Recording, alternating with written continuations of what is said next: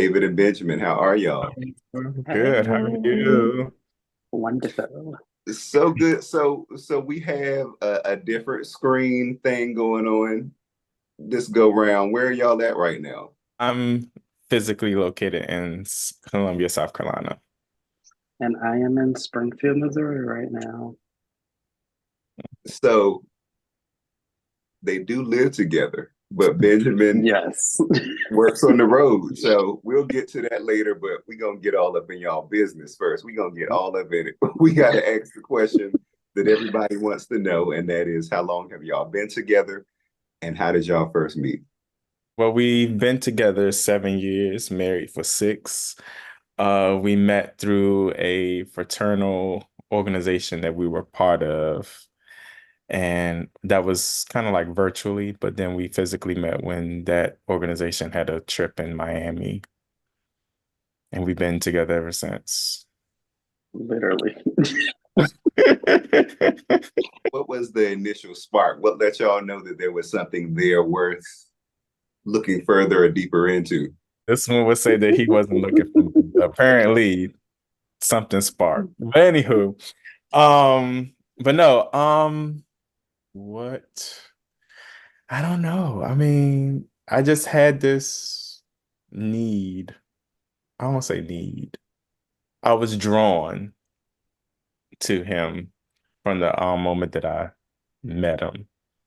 And so, yeah, that's what I Yeah. went He wanted me, honey. with. When you say he wanted you, what does that mean? Was he pursuing you? Was he wooing you? What was going on? Um, I guess I'll call it pursuing me, but I was just like, no, don't want a relationship, don't want one, just got out of one. It's cute or whatever. I'll say hi to you or flirt or whatever, but that's gonna be about it. Um, and we ended up just talking every single day, and it just turned out into, I guess you want to say, friendship, but a relationship. Benjamin might have been in denial a little bit Daisy. about not wanting it. Hmm. I ain't wanting it, child. Okay, so well, Benjamin, what was it that clicked that allowed you to finally let down your wall and go, all right, let me give this Negro a chance? Well, everyone says they want a safe space to truly be yourself. And I guess within a week or two, kind of like, oh, I don't have to be this perfect Benjamin. Like, child, this is who I am, honey. And there was not no like, oh, that's who you are. And it was like, oh, that's who you are. Well, this is who I am. And okay, let's do this thing. And I'm like, oh, well, you really know who I am now? So it was more of a this is who I am type person, and this is what I bring, as everyone say, bring to the table. And this is who I truly, truly, authentically am. This is where I am from. This is how I grew up. This is how I think of things. This is how I think of myself. This is how I think of a relationship. And from those conversations, it was just like, oh, like this Negro ain't like, oh, let's just go lay down and I'm gonna leave you because you don't tell me who you are. I just want to get this and go. And it was never that. Like sexual conversations never arose. So that was like totally different for me. So I was like, oh, well, this may sort of be the person because I don't have to put on the persona of Benjamin. Like Yeah. he got me like from like almost week two. This is who I am. For both of you, what did learning to accept each other for exactly as each other were, what did that journey look like? And especially for Benjamin, why was that so important for you? I Everyone knows that I am a firecracker, literally. Um, I can come off as shy first getting to know someone and in new environments, but when you get to know me, then you'll know I'm like the life of the party. I will turn up at any head of the dime.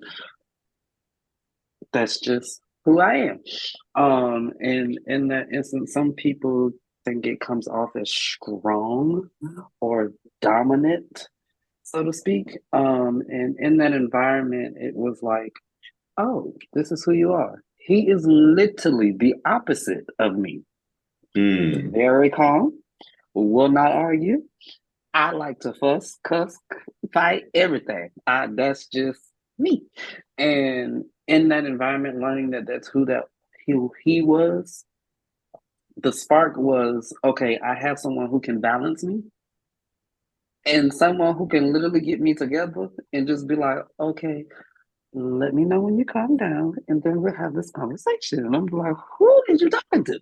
So, learning that that's who he is, it kind of helped me because this is the balance that I need in my life, especially at that moment in my life that we actually started communicating. So for me, it was learning that this is who David is. And I can't change who David is, but hopefully in the future, we're evolving together, but not changing who you are. So learning who he is at that time was more of a slap in the face because this is now my reality. Hmm. I can no longer be in a relationship like I'm going to change you because of who I am. This is how it's going to go. That did not fly when I started talking to David because, again, he is the total opposite of me. He'll be like, I will sit here and I will listen to everything. I will fuss, cuss, fight, everything. Okay, you finished? Okay, this is how I perceived what you were saying. And I'm like, hold on, I never had this before. So Hmm. what are we doing here? So I had to learn and get to learn who he was. So in that moment, it's more of a reflecting thing for me Mm. that this is this is love. Like I don't have to fight you.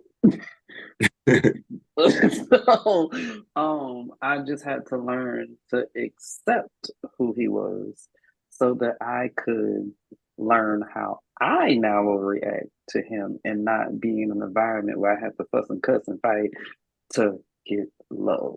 So were you used to fussing and cussing to get love? And did Oh you have yes, to learn how to accept having a calm partner? yes.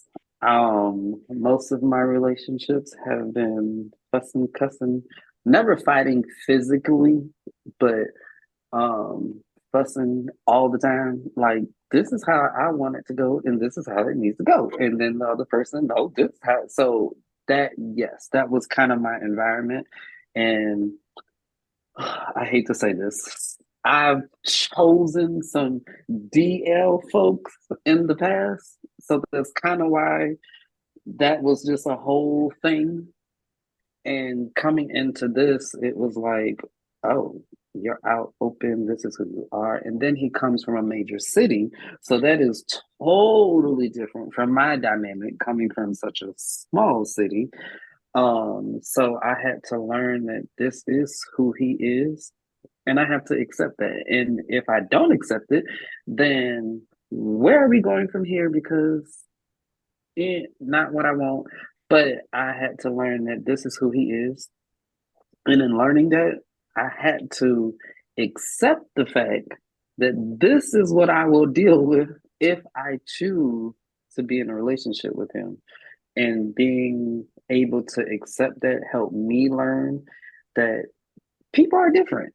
So, David, let's talk about your end of this. Where did you learn to have the patience to deal with a partner who was a firecracker and like to cuss and fight?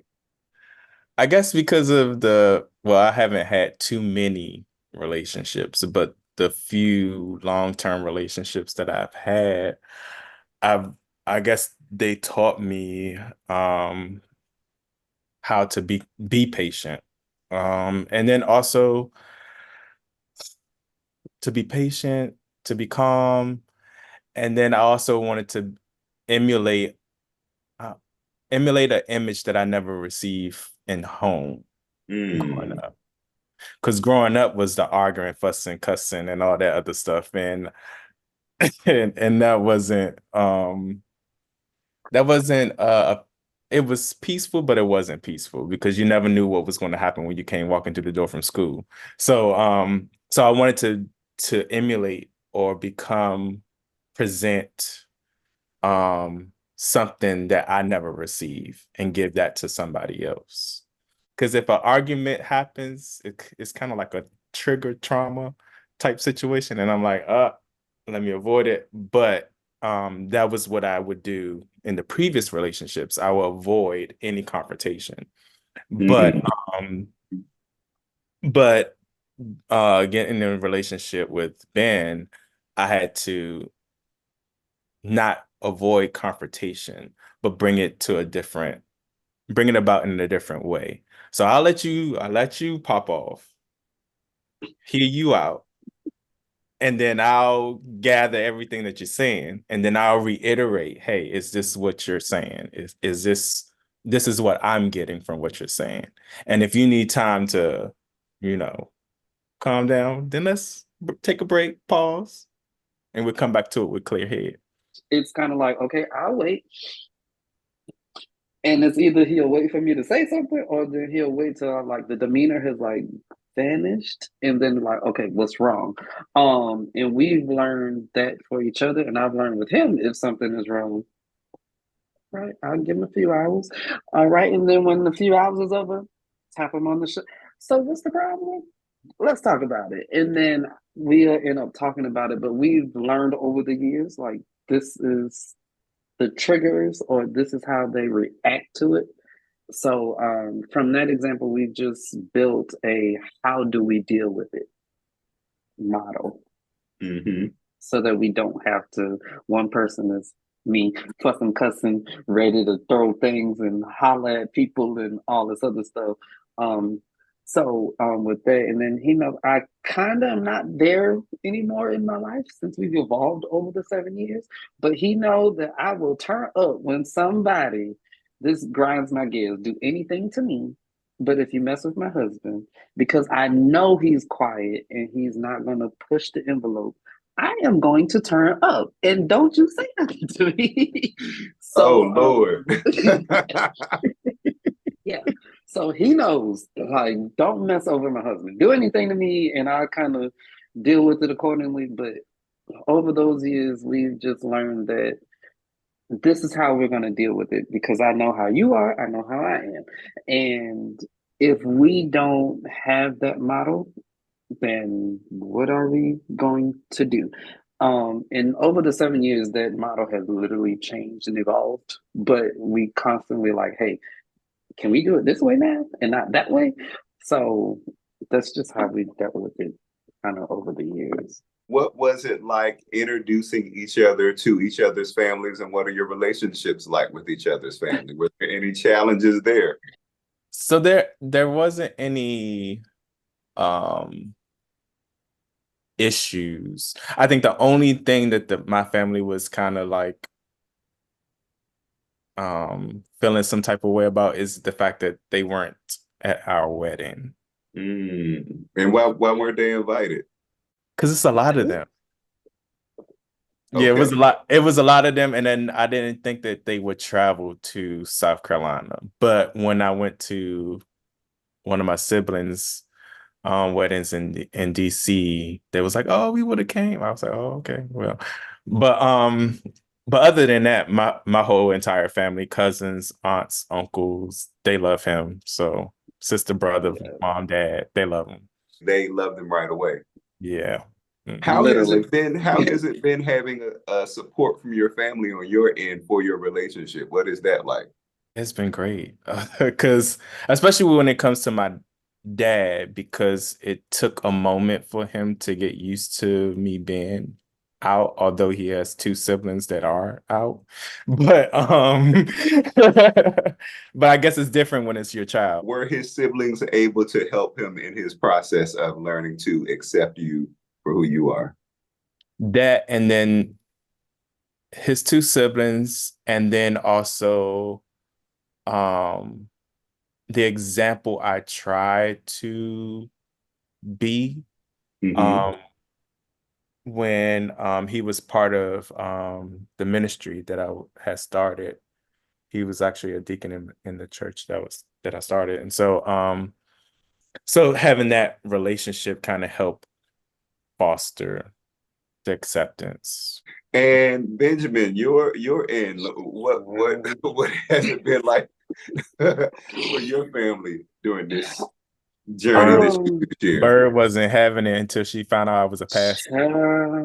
okay. So, family, well, mom, apostolic Pentecostal.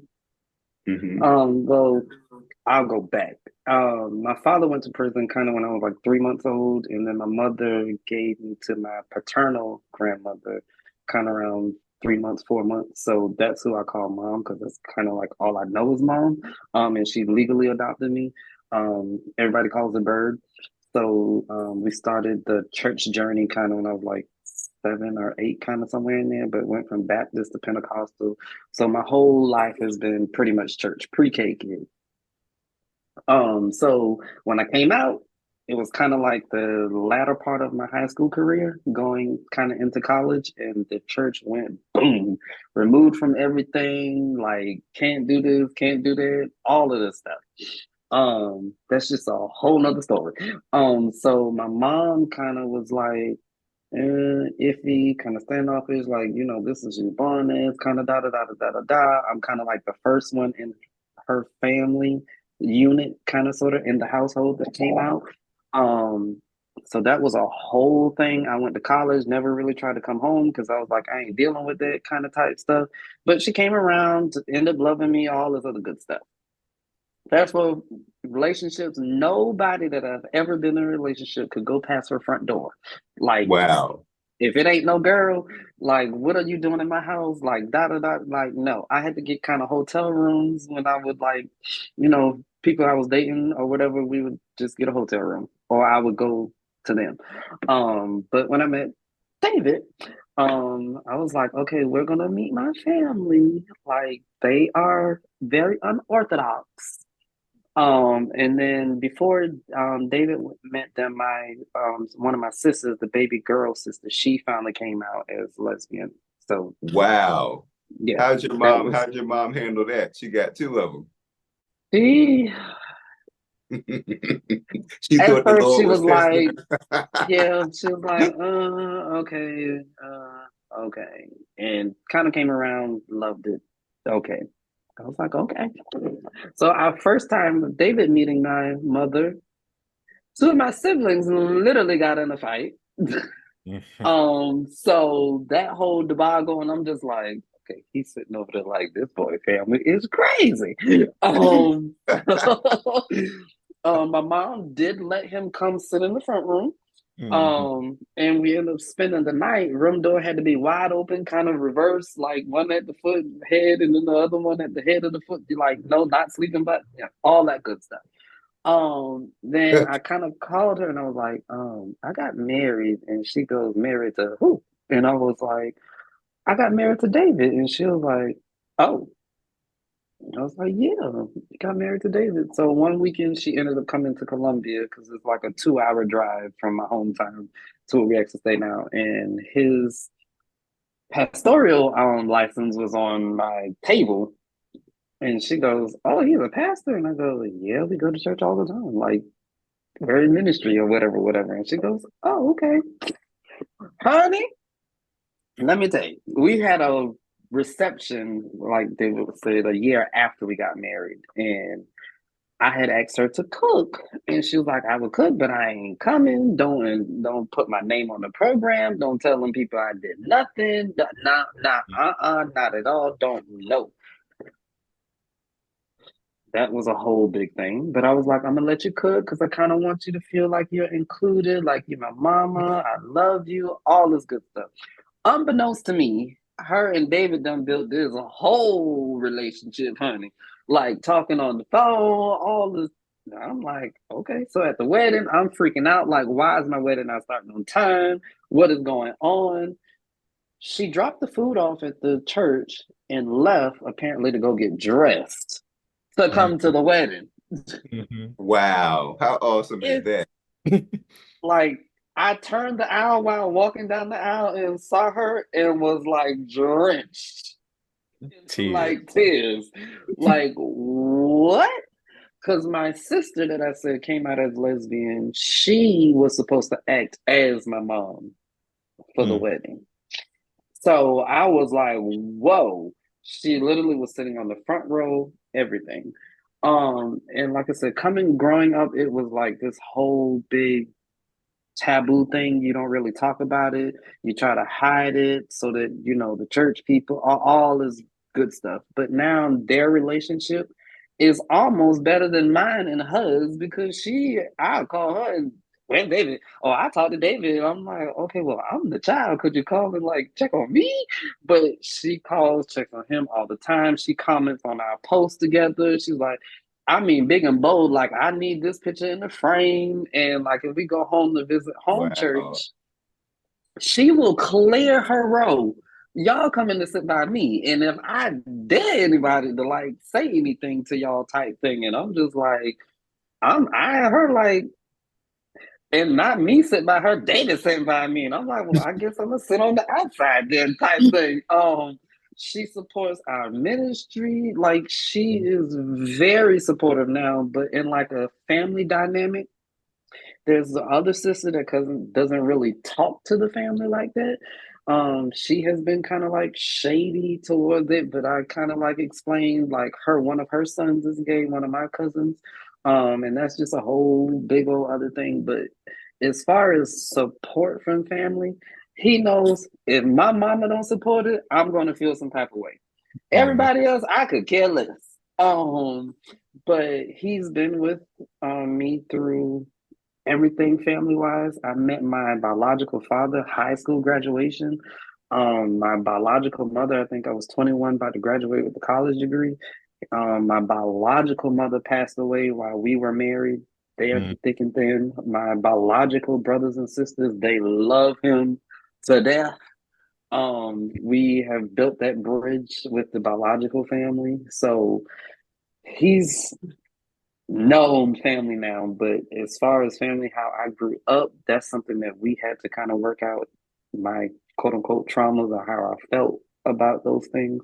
So he has been there. But as far as mom goes, who I call mom and adopted me, it took a while, but them two are like thick as thieves. While I'm out here on the road, honey, she calling him to come spend the night at the house and cooking a whole meal. And like, I'm like, okay, well, I'm the child, but okay. You both brought up coming up in the church and, of course, being from somewhat traditional Black families. Mhm. And so, for a lot of us as Black men who love other Black men, there are challenges around coming to terms with sexuality and also balancing that with religion and our culture. So, what was that journey like for both of you, learning to accept your complete selves? It was a long journey. I think what did it for me is I had to go to college. Mhm. And I love my mama if she watched this, but I grew up in kind of like strict, can't do nothing but church, probably work, school, home. That's it. Don't be out here doing all this other da da da da da da da da. I went to college and was like, I didn't know which direction to go in because it was kind of like a culture shock. Like, wait, what? I can do this and I can do that. I can do it. So that part, like I said, I never really went home because didn't want to deal with it, and I was only 30 minutes from home and the church. Um, so what did it for me was I had to sit and I was like, wait, the very people that have taught me unconditional love has now restricted the love that was taught. So am I unlearning how to love not only people but myself? Because if you're telling me God loves all and he's created all, he knew all, you love to quote that, he knew me before I was born and all of this other good stuff. So if he knew me before I was born, then he knew I would like the same sex. Yeah. And it doesn't technically mean that it changes the projection of how my life would go. It doesn't change the crafts or the gifts that were given to me. So how do I now balance like what I learned and where I'm going? And I had to learn that if I'm going to learn unconditional, then that means there is no restraints or no boundaries to this. And for David, what was your journey to self-acceptance like navigating both our culture and the church? So I came out, what, junior year of high school. I attended a performing arts high school. I'm sure you're familiar, Duke Ellington. Come on, Duke Ellington. But anywho, I came out there, um, and well, attending that high school is what showed me how to be and accept myself authentically. Because I was able to see everyone in all their vast arrays, loving themselves, expressing themselves. And so that afforded me the opportunity to, hey, let's express whatever that expression may be. And so came out junior year of high school to my sister. And then from there was my dad. But I didn't really go into the journey of accepting who I was until I left and joined the military. Cause that way, cause with me joining the military, it was a two-pronged situation. I left the military from family so that I can go on the journey of self-acceptance. And then I also left for the military to leave the institution of church.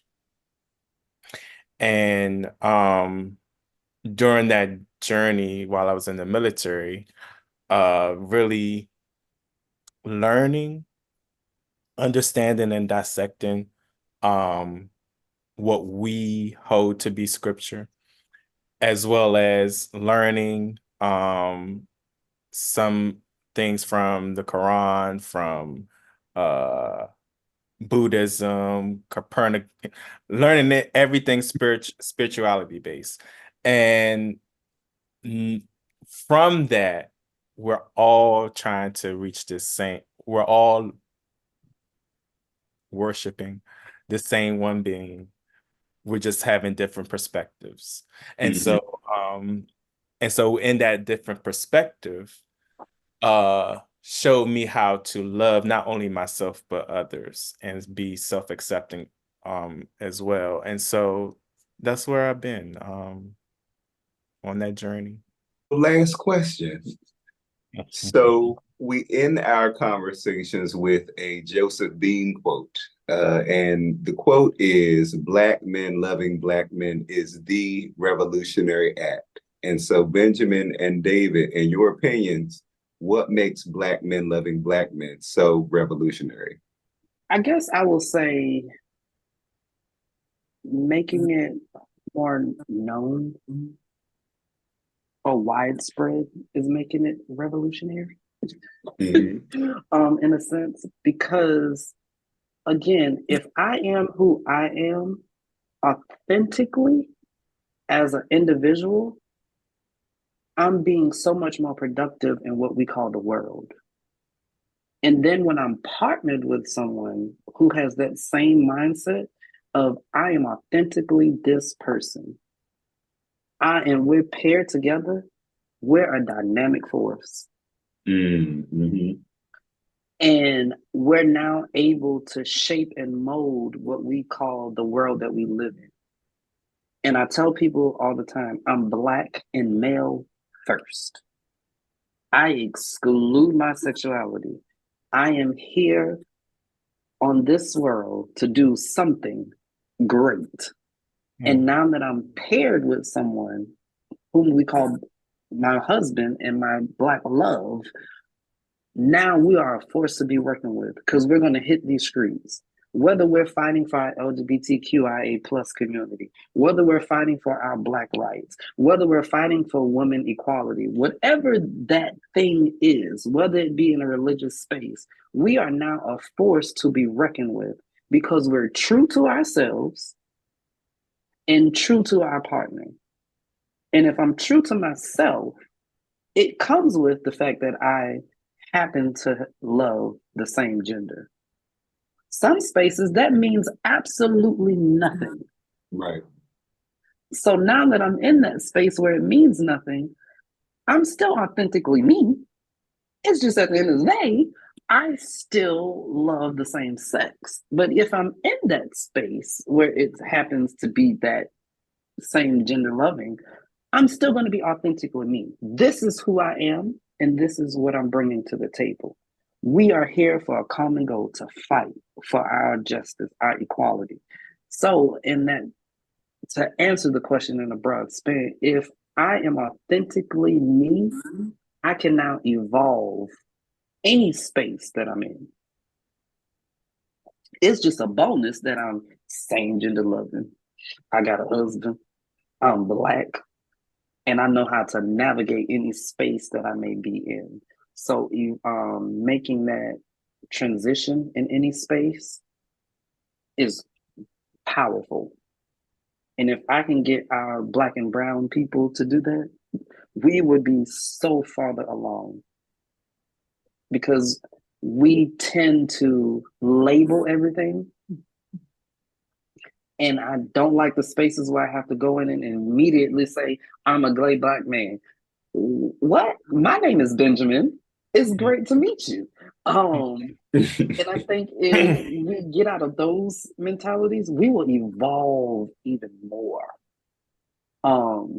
It's just sad that we have to label ourselves before we do interactions.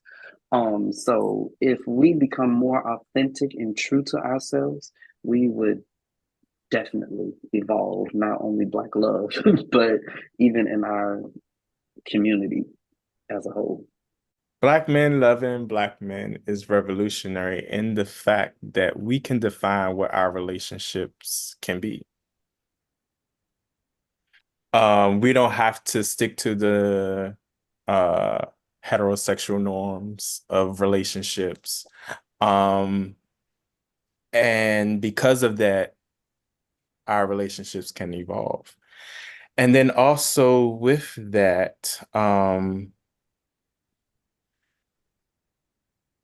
we have the ability to empathize, sympathize, and relate more authentically with our struggles as a Black man, as a gay Black man, as we navigate this world. And so we can be each other's support systems, where in any other relationship, you may not get as much support because they don't understand the struggle of a Black person, of a male, and of a gay Black male.